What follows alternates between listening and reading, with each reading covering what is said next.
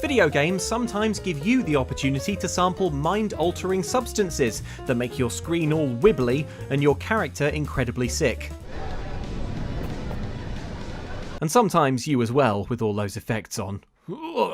But often, games use those same substances to send you off into weird, full-blown hallucinations, making you do some strange things while under the influence. I mean, what the hell is this thing, and why is it harshing my mellow? Brace for motion sickness as we take a trip through the 7 weirdest things games made you do while high. Beware spoilers for the following.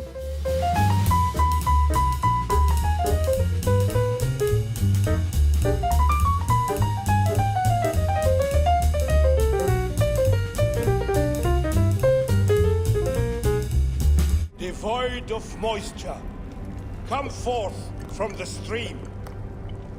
Sothis, let their eyes be open. Let your eyes be open.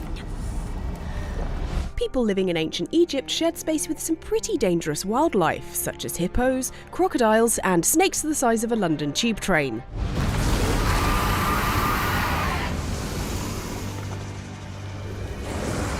Okay, truth be told, not that last one, but try telling that to Assassin's Creed Origins, where Bayek tangles with a supersized serpent on his quest to stop the Order of Ancients, aka Baby's First Templars. This happens when he takes part in a ritual to help High Priest Timotep, during which he drinks a strange liquid from a bowl and wakes up in a sandstorm. What is this god's forsaken place? Hey, I can think of worse places to wake up after a night out, like a travel lodge. Upon exploring the area, you find that Bayek is next to a large tomb, whose fires are pretty resilient considering the hurricane-force winds. Inside, you find not a peaceful resting place, but something else. That shadow. That is the Soul Eater. Aw man, it's never the hug giver or the high fiver. So when Bayek walks into a room and sees a creepy copy of himself offering up Bayek's glowing heart, it's safe to say that Bayek is tripping major balls. That's a rough translation from the original hieroglyphics. No! Bayek's metaphorical soul! Also, Senu goes all glowy and turns into an archer's bow? Nice. Not so nice is what ensues, a bizarre boss battle unlike any other in the game. First off, you're shooting arrows of light at it from a boat while it squirts poison at you and tries to knock you off. Xtra, protect me! Then, when the snake has well and truly had enough of your nonsense, it destroys the boat, forces you onto solid ground, and then tries to destroy that ground from under you too, in order to drop you into the deathly waters below. I need to get to solid ground.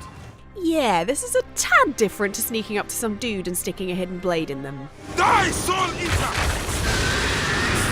When you finally slay the beast, you have to swim to a casket, from which Bayek pulls out his glowing heart and shoves it back inside his chest, before seeing his deceased son in Egyptian mythological afterlife, the Field of Reeds. This is why you say no to mysterious ritual bowls of liquid, kids.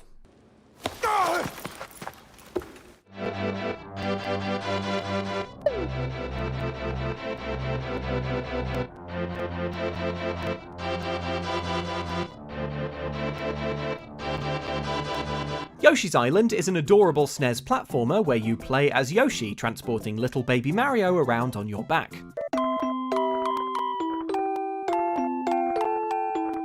It's up to you to keep this tiny proto-plumber safe from enemies around you, so you're encouraged to gobble them up and convert them into eggs, which is a totally normal sentence in video games. However, when you get to the 7th level of Yoshi's Island, there's one enemy type you really shouldn't gobble up, known as the Fuzzy. I know, they look all organic and delicious, but you had better not— wait, Yoshi, no!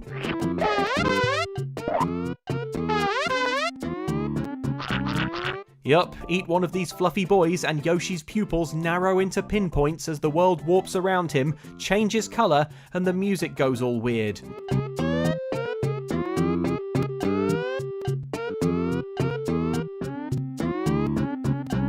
This is a kids game, right? Because I am absolutely out of my tree on fuzzies. This is not ideal in a childcare situation at the best of times, but especially not one that also requires precision platforming. You can avoid eating these bristly creatures, but most players will accidentally brush up against them, and it turns out even so much as touching these things will give you a wall-melting contact high. But I mean, how is anyone to know that? Except for the fact that this level is called Touch Fuzzy Get Dizzy. Ah, should have seen that coming, really. That's on me. Oh! Wow! I feel great. I feel like doing something. I feel like doing something and going somewhere. GTA 5 is full of interesting trips. And no, we don't just mean the long drives you can take to the coast with your friends. Indeed, not too far into the main game, you find yourself playing as a drugged Michael while he hallucinates getting abducted by aliens and being dropped out of a UFO.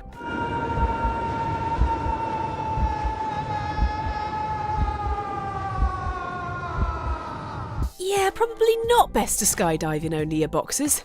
I dread to think where you'd keep the parachute, or what you'd pull to activate it. Still, despite this stomach-churning, drug-addled skydive, players are actively encouraged to search around for peyote plants. Peyote is a kind of small cactus known for its psychoactive properties, which, according to the developers of GTA 5, turn you into various animals. What the hell is going on?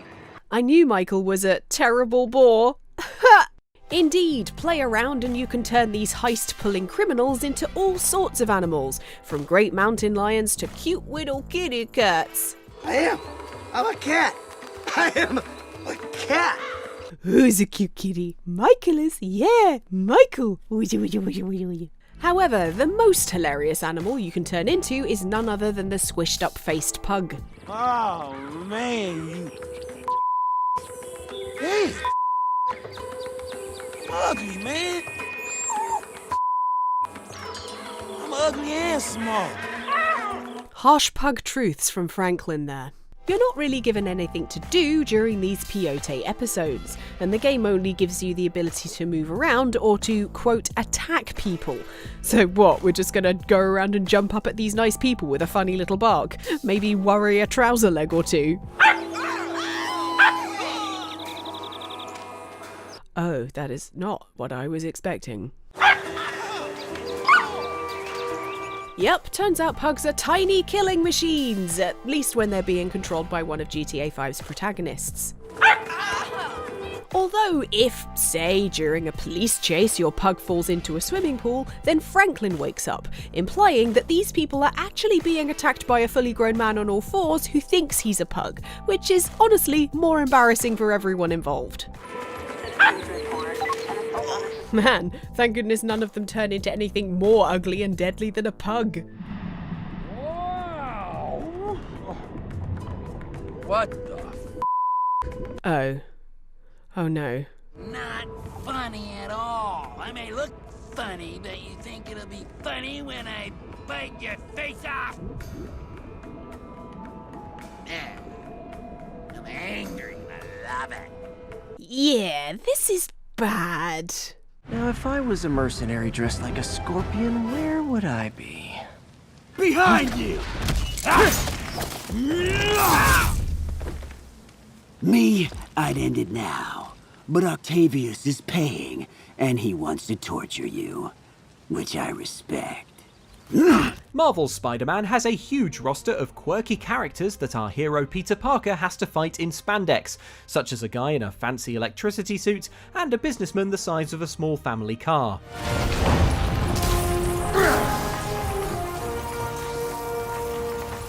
So, should we kiss now? Hey, I understood that reference. But the strangest fight of all comes when Green Goblin cosplay runner-up Scorpion manages to dose Spider-Man with some of his trippy venom. Whoa! What the... Is that a sea of poison?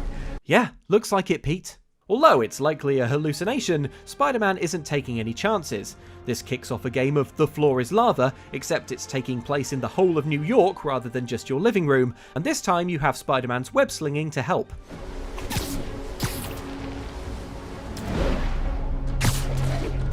Not gonna lie, I did try this as a kid, but my mum wasn't very happy with the resulting hole in our ceiling. Not only is the big apple turned green, but Pete then has to analyse the poison with his pattern-matching minigame, and the result is not good news. Hallucinogenic neurotoxin. My brain will create nightmares that my body thinks are real.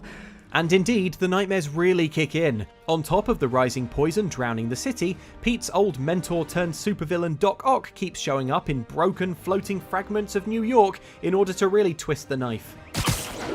I'm sorry, Doc. I'm so sorry. Yes, you're sorry. And yet, you let it happen. Makes one wonder where your priorities lie. I mean, if I was really that important to you, why would you let me destroy myself? Wow, I knew this was a trip, but I didn't realise it was a guilt trip. After finally collecting the ingredients needed for the antidote, you guide Spidey to find some antitoxins, but this time, as well as the poison, you have to avoid... Wait, what the hell are those? Giant deadly scorpion tails. Lovely.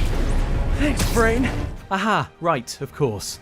After that, you have yet more guilty conversations with Doc Ock, this time in a gravity-defying void surrounded by his metal arms. Then you have to swing past yet more giant scorpion tails, before finally having a punch-up in the orange void with Scorpion himself. Well, with several apparitions of Scorpion anyway. Scorpion, buddy, I think your venom could use a little more work. This is getting repetitive. Hope that's the last of them. Me too. Well, at least after all that, you can fix up that antidote and get back to normal. I think I did it. Where'd my suit go? Oh, well, at least his boxer shorts stayed on. Unless he's hallucinating those too. Oh god. What have you been up to?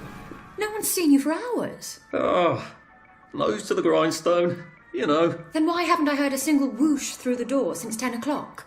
Did you forget we're having Deirdre's birthday party? Oh. We've got a piñata. Psychedelic Nightmare We Happy Few is set on the island town of Wellington Wells, where everyone has to take a special drug called Joy. And remember, no matter what, make sure you're taking enough joy. Joy makes people see the world in a much rosier light, and in order to keep society in order, the citizens of Wellington Wells are forced to take it regularly.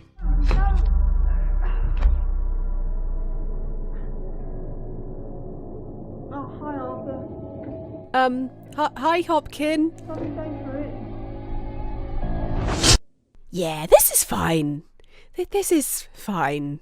When you start the game as Arthur, he dutifully reaches for his pills whenever some horrible memories start to resurface.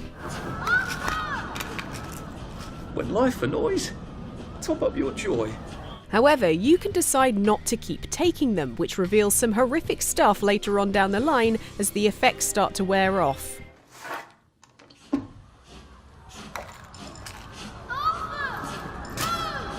Percy! If you're suspected of not taking your joy, you could be in real trouble. So Arthur still has to pretend that everything is totally fine. Have you forgotten your joy? Of course not. Snug as a bug on a drug. This culminates when you get to Deirdre's party, and everyone wants you to join in on the piñata, even though 1, they've not tied it up properly, 2, they're not blindfolded, and 3, there's a horrible squeaking noise that comes out whenever it gets whacked. Come on, hit it! Hit it! Hit it! Okay. Give it a whack! Hit it! Hang on. This isn't candy. This is... Oh, God. They're eating it! Unfortunately for Arthur, and you, this is exactly when the joy finally wears off, meaning he has to see the truth of what he just did. He reacts as you might expect, so his fellow workers realise that he's not taking the state-mandated drugs, and he has to make a run for it. I would have preferred it wearing off before we were tricked into crushing a rat to death and had to watch people eat it, or sometime much later, but hey! There is no crane. They're all over me! Only Scarecrow. If I asked you what you were scared of, giant scarecrow with needles for hands might not be on your list, but only because you hadn't thought of it. In Batman Arkham Asylum, Dr. Jonathan Crane, who I believe prefers to be known as Scarecrow, shows us this very nightmare by finding 2 key weaknesses in Batman's defences. Those 2 weaknesses being a dark, traumatic, nightmare-inducing past, and the human requirement to breathe through your nose and mouth. Yes, Scarecrow doesn't even have to use those horrible syringe fingers to administer his spooky psychiatrist serum. Instead, Joker gets Batman to breathe it in. This gaseous concoction makes Bat see all sorts of weird stuff in the asylum, such as James Gordon being dragged off by some hidden horror. Please, help me, Batman! No! Thousands of roaches crawling all over the tiles. And weirdest of all, his dead parents scolding him for not stopping their attacker. You should have stood up to him, son. Like a man. Dad, you're embarrassing me in front of all my deadly enemies. Help us, Bruce. Don't let us die. Oh, sorry, you might not know this if you're not a true fan, but Bruce Wayne's parents are dead. Little bit of obscure Batman lore for you there. Batman goes on to find himself in an even more broken version of Arkham Asylum, with Scarecrow towering above him, trying to flush him out with his terrifying gaze. One little bat, you're in my world now. Bruce, I know you want to show off that chiseled jawline, but have you maybe considered wearing some sort of face covering to protect not just your identity, but also yourself from gases that make you see this sort of thing? But hey, what do I know? I'm not the world's greatest detective. We were new arrivals in Kyrat. Fresh off the boat, so to speak. Yes, and we were eager to sample the local horticulture scene. Very eager. We were not disappointed. No, not in the slightest. And it was all thanks to a kindly old guru who helped open our minces. Right. That day, we reached a level of herbal nirvana unlike any other. When it was all said and done, we asked the guru who his supplier was. That's when we heard of Shangri-La. Shangri-La. In Far Cry 4, you'd think that the only hallucinations you'd have to worry about would come from altitude sickness up in the mountains, or from concussion after falling off those mountains. However, some are supplied by not-so-local locals, Yogi and Reggie. So the guru told us that he had journeyed to a storied place, and when he was there, he nipped a few buds. This was all made possible through a mystical tanka that hung on this very wall. So what happened to it? It was torn to pieces and scattered throughout Kyrat by persons unknown. Yeah, they might not be from Kyrat, but I'm also not sure where in Britain these two are supposed to be from either. Still, they lead you on a path to find some paintings that help someone journey to the mythical Shangri-La. It's not entirely clear whether the game intends this to be a reflection of a true spiritual experience, or one caused purely by some psychoactive in-game substance.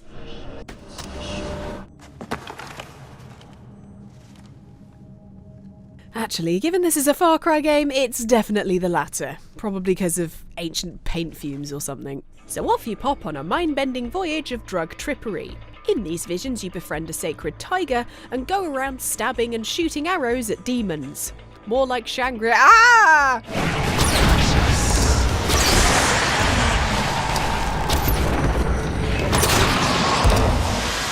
These terrifying masked monsters love to appear out of nowhere, and when you dispatch them, they fall away, turning into blue dust, except for the dogs, who turn into massive explosions.